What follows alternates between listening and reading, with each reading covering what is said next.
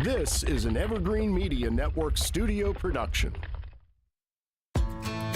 Broadcasting from the Evergreen Media Network studios in Vero Beach, Florida. It's Huntin with Heather. Hey y'all, welcome to Huntin' with Heather. I am your host, Heather Hawk. This is Season 1, Episode 13. If you're new to this show, welcome. This show is dedicated to all those who love to hunt, love the outdoors, and those who want to learn more. Whether you're a seasoned hunter or a green hunter, this show is going to be packed full of information. We're going to talk deer, turkey, and everything in between. And of course, you can't forget about those stories, the stories that keep us coming back for more. So grab a seat, sit back, and let's talk hunting. So today, my guest, y'all, I can't even tell you how excited I am. Like, everyone I've talked to, they just know. And I didn't tell Jana this before the show, but I wanted to let her know that, like, I kind of have a little secret crush on her, and not in a weird way.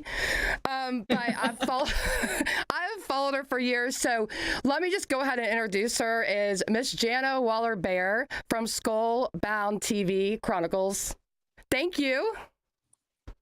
Thank you so much for having me. I know that we've been Instagram or Facebook friends for so long, so it's really fun to be able to sit here and chat in person. And I love that our previous conversation, we're going to dive deep today, and it's going to be a fun chat. So thanks so much for having me. Yeah, I am so excited. When I reached out to you and you were like, I would love to, and I was like, oh, I mean, come on, you're probably like a bucket list guest. So I would equate it to, I know it sounds so, but I was like, I've got to let her know. I would equate to like maybe, I don't know, opening morning of Christmas, or like, you know, turkey season, or that deer opening morning of deer. So thank you.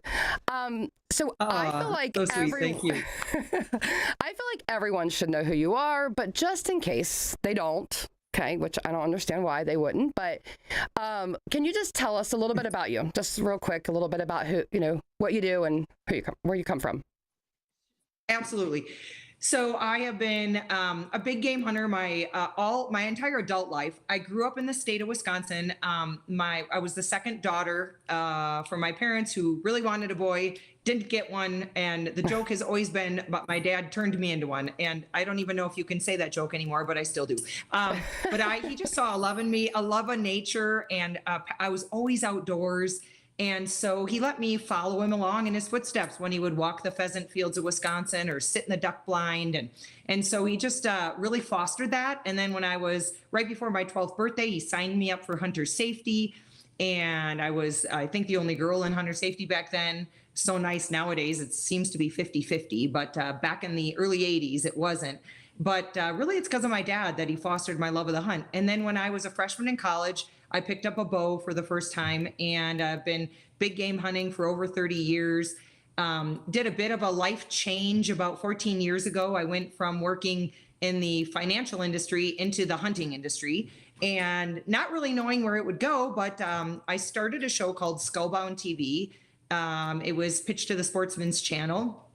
Took it onto that network for 9 years. And I do have to preface, it's called Skullbound because I'm a skull artist. I bead and paint skulls. I started out doing that for fun, and then it really took off and started doing it for clients around the country. And now my main reason for doing skull artwork is to raise money for conservation, but that's why it's called Skullbound. But it's a hunting, fishing, adventure show that ties in that simply hunters are the greatest conservationists on the planet. So I aired that for 9 years on the Sportsman's Channel. And then 5-6 years ago, I switched to Carbon TV. I wanted to go digital. There's lots of benefits in going digital. And so I just launched my season 6 of Skullbound Chronicles, which is when I did that shift. I called it Chronicles because they can be short episodes, long episodes. Carbon TV is like YouTube. It's free. There's so much more room to kind of be creative and make a long episode or a short piece. And so, Skullbound Chronicles is my digital show on Carbon TV. And then all of my episodes, after they've aired for a year, switch over to my fast channel on Carbon TV so that's 14 years worth of content, and it's like a regular channel. It's on 31 different networks, and you never know what you're going to get. You've got to sit through commercials, unfortunately, like a regular TV station. But it's really fun to have both a digital platform and a fast channel. But that's a little bit about me, and I just am passionate about spreading the word that we hunters are really true animal lovers. Absolutely. And I think that's what really drew me to you. I watched you on the Sportsman's Channel. I mean, I've only been hunting about a decade. My husband's been hunting since he was in diapers pretty much. But I was like, okay, if you want to be with me, you got to get out in the woods. And I loved it. And so I started watching TV, and we'd watch hunting channels the whole time. And so I remember started watching you. And when I told my dad, I was like, guess who I have on this show? He's like, oh, I remember watching her. We've watched her. And I'm like, yes, but what you stand for is what has really drawn me to you. So you're a huge conservationist. You are really huge in taking the wounded warriors out, which I love. Like the wounded veterans, right? Or is that the veterans? Yep. You're really big about that. Passionate. Yep. Yeah, it's been a big passion of mine since I believe it was season 2 or 3 of Skullbound. I actually got introduced to a double amputee Navy SEAL. His name was Bo Richenbeck. He's an incredible warrior. And I met him through a fundraising event in Missoula, Montana. And just after talking to him and meeting him at that event, I said, would you ever want to go on an elk hunt? And he said, absolutely. And so we went, thanks to Rich Birdsell from Northern Rockies Outfitters. He allowed us to come to his place in Montana, and that warrior climbed. It was a regular hardcore elk hunt. He climbed the mountains. He has prosthetics, but they didn't work really well in the mountains. So he took them off, spun on his shorties, and literally just climbed the mountains. I think it was 8 days until he shot his bull. And it was life-changing for me. You can actually, I have that show. I'll tell you how to go watch that. And by the way, Carbon TV is free for everybody. Free. Yes. That's why I love it so much. There's no subscription. There's nothing. It will always be free.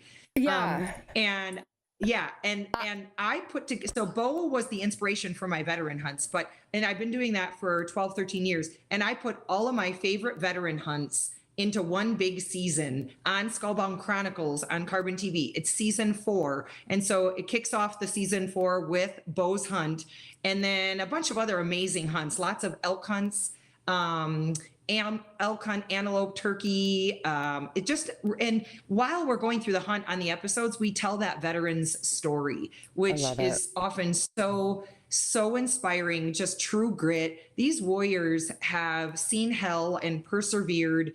And then we also tie in the fact of how healing Mother Nature really is. It's not just about getting a big bull or shooting a big buck. It's about getting these warriors back into the mountains, back into the woods, reconnecting with other hunters. Because from my experiences, what I've learned is a lot of these combat vets, they get back from the service, and it's really hard to sometimes acclimate into society again, whether they're wounded or not, whether they were wounded or not, because culturally it's different. They don't have direction of someone telling them where to go, what to do all the time. The brotherhood is not around them anymore. And it's just a definite shift in reality and in living. And it can be really hard to acclimate back into things sometimes, especially when they're combat veterans. And so part of the reasons I support groups like Wishes for Warriors, Hunts for the Brave, is because their whole goal is to get veterans back to not just Mother Nature and appreciating, getting their own food and nature, but really creating that brotherhood again. And it's the family that we all call our hunting families. Yes. And so it really has been a God-given gift to me to be able to share these veteran stories. I think all it does is create strength in people, motivating for hey, if that veteran, Eric Galvin, for example, he's a triple amputee. I take him on an elk hunt. It's an amazing hunt, thanks to R&K hunting in Wyoming. And not only is Eric motivating, think about what it is just to get out of bed for that. He is a stay-at-home dad, which I just absolutely love. He's got an amazing wife who is a nurse. You said triple amputee, right? Triple amputee. He has no right arm prosthetic and legs. And so just to get out of bed and take care of his son, is an amazing For feat. sure. And he's got such a positive attitude. He never gave up in the mountains, gets a great bull. It's motivating for every individual who watches it just because of what Eric can do, but also of motivating the patriotism that I think we should all have, 10 times over for this country, for our freedoms, and what the men and women of the military do go through at times, whether they're combat or not, they're away from their family members. They've often seen Helen back, like I've said, where they've whether witnessed their friends dying or loss of limb or being away from family members. I think we all need to better understand what our military goes through so we can appreciate them more and our freedoms more. I couldn't agree more. And and I have to and I'm sure you agree with this. And like you mentioned, as hunters, we are like our own community because we look out for each other. And well, most of us, 99% of us, but we look out for each other. So given those wounded, those veterans, or if they're wounded or not, like you said, that bond again that they long for. I know you have a really good friend, Dee, right? She was overseas, wasn't she, a couple of years ago? Because I follow her too. Yep. So, and I would always be like, thank you so much. And what a sweetheart. And she was overseas, and then I get to watch her hunt with you too. And that's like your best friend. It was just a cool connection there. Yeah. Well, I really wanted, Dee is she's one of my best friends. And not only was she military, she was in the Air Force, security forces, but she was also a sheriff. So she, first responder, and she's an incredible human being. And I have her on an episode in that season 4. And I have another female veteran, Shelby Hatch, who was a combat medic nurse. Or a flight crew nurse. And so even though women aren't often thought of as being combat veterans, they often see some really horrific things depending on what their MOS or their job is. And they're also away from family. Dee did a deployment. When I met Dee, a couple years after I met her, she had to deploy to Dubai, being away from her family. And it's hard. And I wanted to show that these women go through a lot of challenges as well, and they're warriors too. And so we've got 2 really cool hunts on that all veteran season. But it's just, I think the more that I can share these stories, and I've got 2 really special veteran hunts coming up this year. The more I can share their stories, I think the more it can create an awareness, not only for our military, but what their families go through as well. 100%. So let's talk about how we can watch this, because I know, I've had Carbon TV on my phone forever. Yep. But now, like you can put it like an app on your TV and have everything right there. So can you, because I'm not tech savvy, I know we talked about this and you're like, you're not either, but it's so easy. So can you explain to us and like the difference and just stuff like that? Could you? Okay, awesome. Yeah. Absolutely. It's so fun. Carbon TV has just exploded in the last 5 or 6 years. So yes, it is a free app on your phone, and which is fun when you're traveling or you want to, watch it maybe on your job, on your lunch break, whatever. But I like to watch my hunting on the big screen. And so now it's easier. It's easier than it's ever been before. A lot of people watch TV through their Roku stick or their Amazon Fire Stick. If you have either one, you can simply go into the settings. There's a spot that says add channel, and you just go into the search, type in Carbon TV. It'll ask you if you want to add that channel to your main menu, and whoop, there it shows up next to your Netflix, Amazon, Hulu, whatever you've got. They also signed a deal recently with all Vizio TVs will have the capability of putting Carbon TV, just like I said, in the settings, or you go into all apps and you can find Carbon TV and simply set and add it right to your main menu. All Vizio TVs, all Samsung TVs that are 2017 or newer. It's just great. And of course, you can always, cast it to your TV if you have a smartphone and a smart TV as well. But now it's way more than just an app on the phone now, which is really, really exciting. And it's exciting to see the viewership of Carbon. In season 9, when I was on network TV, is when I launched Skullbone Chronicles on Carbon TV to kind of play with the numbers and see what the viewership looked like. Because what I do this for a living, I owe my partners eyeballs. And that's how I make a living, is to produce my show and social media and talk about products. And so if I wasn't going to pull eyeballs on Carbon as much as network, I wasn't going to jump ship, but I did. And they're just quantifiable numbers. You can actually see how many people are watching. It's amazing to have numbers on a platform that do better than network TV now. I just think it's a huge shift where TV is going. And then to add on top of the Skullbound Chronicles, Carbon TV helped me build my FAST channel. There's also a Carbon TV FAST channel that is a conglomerate of a bunch of different TV shows that just rotate our favorite episodes on Carbon TV's FAST channel. That is also on Oh, so many other networks like Local Now, for example, is probably the biggest one. Okay. Everybody gets Local Now. You can go into, just like I was talking about on your Roku stick or your Fire Stick, find Local Now. It's a fun, free channel or network to have because your local weather pops right up. All you do is one time only put in your zip code. Your local weather pops up, and then you just go up into channels and you can find either Skullbound TV or Carbon TV, and it just leave it on all day long, and it just rotates all That's these so fun cool. episodes. So, yeah, Like it's to have fun. your own channel. Like I know, like so similar to like Duck Commander, right? Something Yep. like that. Yep.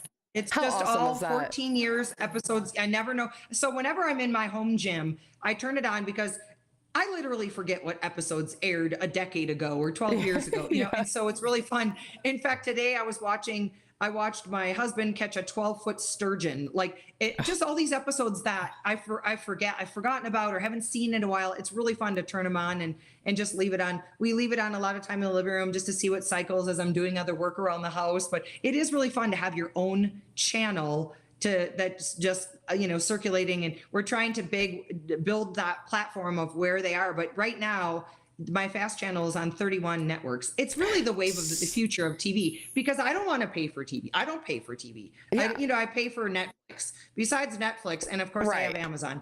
Right. But other than that, I do not pay for TV. I don't want to pay, direct TV or a big bill every month. And Nope. I think it's where people are going. It's streaming services. I want to watch it when I want to watch it.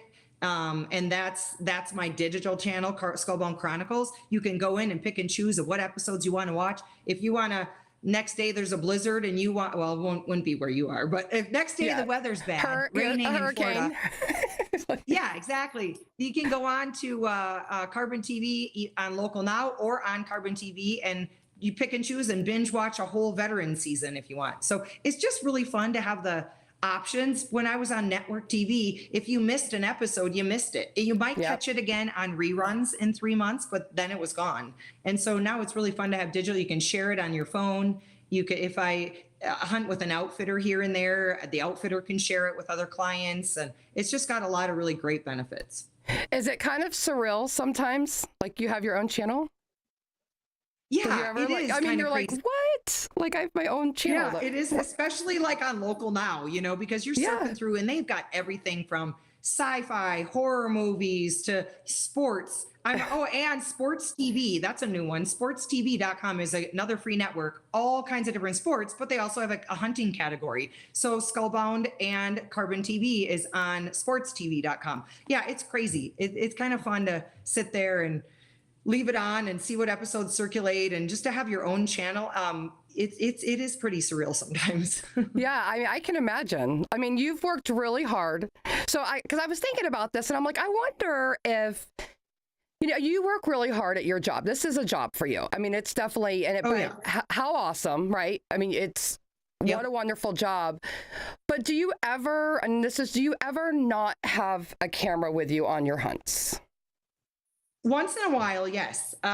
It's rare, but it does happen.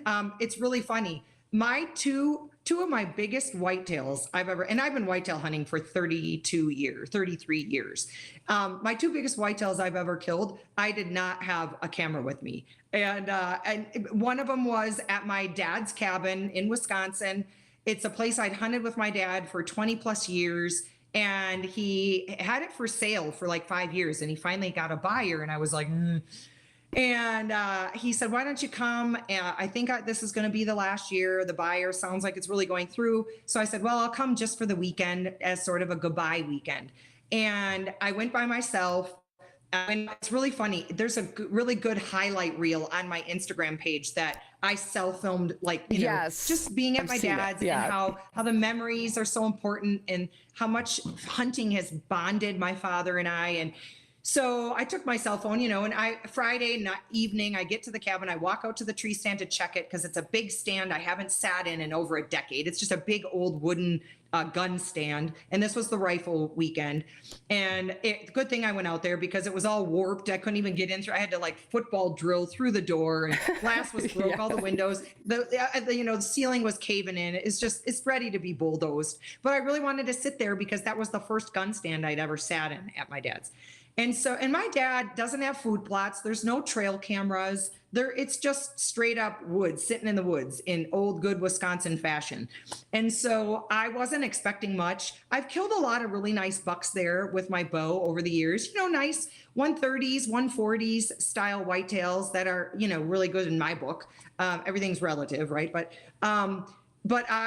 opening morning, I was sitting there and I didn't have a camera with me. I was just really enjoying being in the woods, being super reflective of how grateful I am for my dad introducing me into hunting and we having this place to spend together and bond together. And I ended up shooting a 16-point whitetail, biggest that scored 170. Yeah, like the most beautiful, and we never see anything crazy there. There's genetics there, are real tight racked whitetails. And anyway, biggest buck I've ever killed there, no cameras. And then shortly after that, I come back to Montana, which is where I've been living in the last 13, 14 years till I just moved to Utah.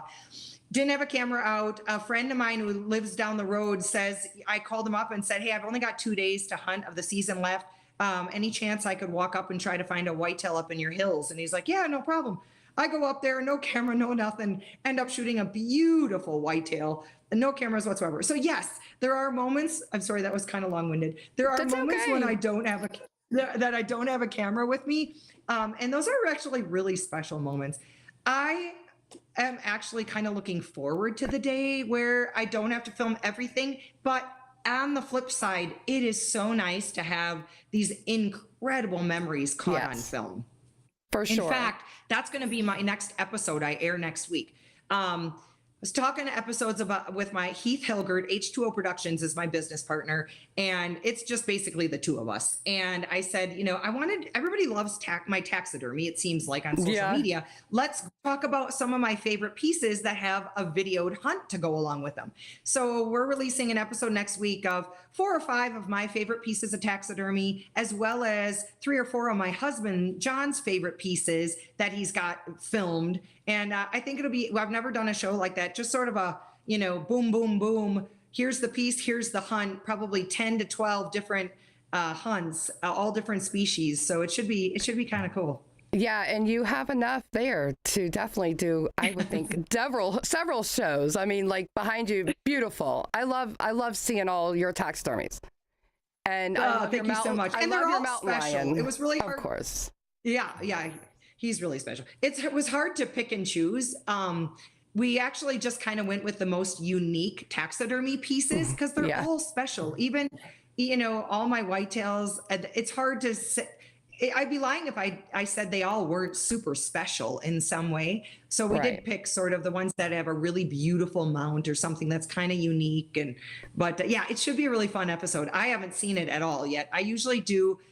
Heath puts everything together. I do a revised edition of it where I go through, make some changes. Haven't seen anything on it yet, but I'm super excited. And it should be out mid next week. Well, fantastic. I can't wait to watch it. We're going to take a quick break. And when we come back, we're going to finish up another show with Miss Jana Bair. Hold, please.